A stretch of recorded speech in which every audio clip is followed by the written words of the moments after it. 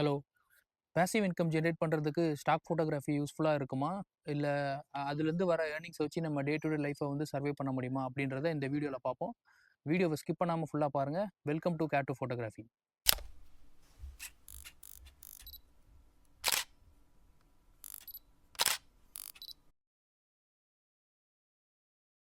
First stock ஃபோட்டோகிராஃபின்னா என்னன்னு பார்ப்போம்.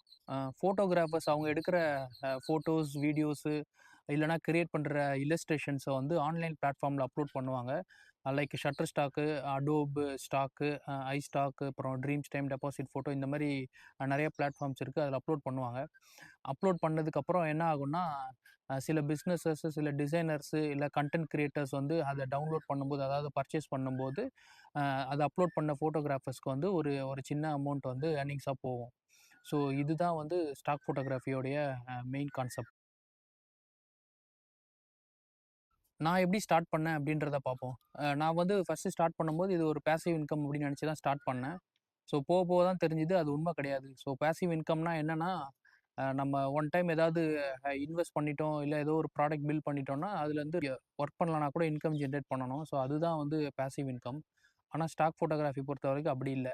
ஸோ நீங்கள் எந்த அளவுக்கு அப்டேட்டடாக கண்டென்ட் வந்து சப்மிட் பண்ணுறீங்க அப்படின்றத பொறுத்து தான் வந்து சேல்ஸ் நடக்கும். ஸோ இது வந்து 100% பேசிவ் இன்கம் அப்படின்னு சொல்லிட முடியாது. ஏன்னா இப்போது அரௌண்ட் ஒரு 10 10 மந்த்ஸ் டு 1 இயர் வந்து நான் இமேஜஸ் அப்லோட் பண்ணிகிட்ருக்கேன். அரௌண்ட் ஒரு 1000 அசட்ஸ் கிட்ட இருக்குது. டோட்டலாக ஒரு $100 கூட இன்னும் ரீச் பண்ண முடியல. ஸோ நான் ரெகுலராக கான்ட்ரிபியூட் பண்ணியுமே வந்து ஒரு $100 கூட எடுக்க முடியல இது வரைக்கும்.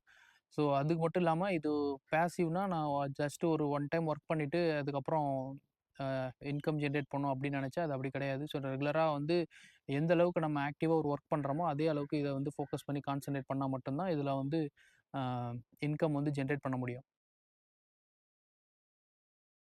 இது உண்மையிலேயே பேசிவ் இன்கம்மா அப்படின்னு என்கிட்ட கேட்டிங்கன்னா, ஃபார் ஒரு 1 இயர் எக்ஸ்பீரியன்ஸில் நான் இல்லைன்னு தான் சொல்லுவேன்.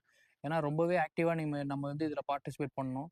அது மட்டும் இல்லாமல் இப்போ கரண்ட்டாக ட்ரெண்டிங்கில் இருக்கிற சப்ஜெக்டை பேஸ் பண்ணி தான் நம்ம வந்து ஃபோட்டோஸ் எடுக்கிற மாதிரி இருக்கும்.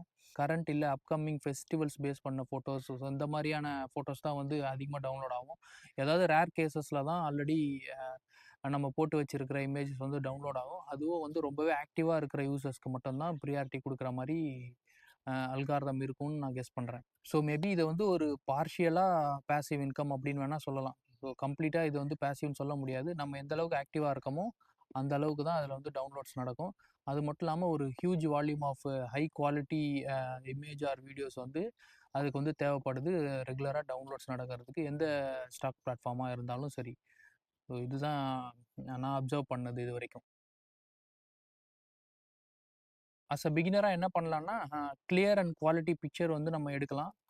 நெக்ஸ்ட்டு அந்த பிக்சர்ஸ் வந்து கமர்ஷியல் பர்ப்பஸ்க்கு யூஸ் பண்ணுற மாதிரி இருக்கணும். கரெக்டான கீவேர்டிங் போடணும். அட்லீஸ்ட் ஒரு 50 கீவேர்டாவது போடணும்.